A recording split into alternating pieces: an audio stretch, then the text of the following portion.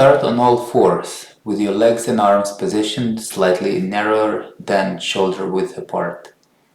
Engage your core and keep your back straight, ensuring your face is directed towards the ground.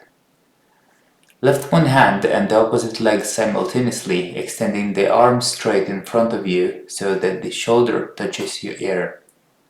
At the same time, extend the opposite leg straight back, not too high from the ground, with the foot flexed towards you. Ensure the thigh is at a 90-degree angle to the abdomen, maintaining a straight line from your hand to your foot.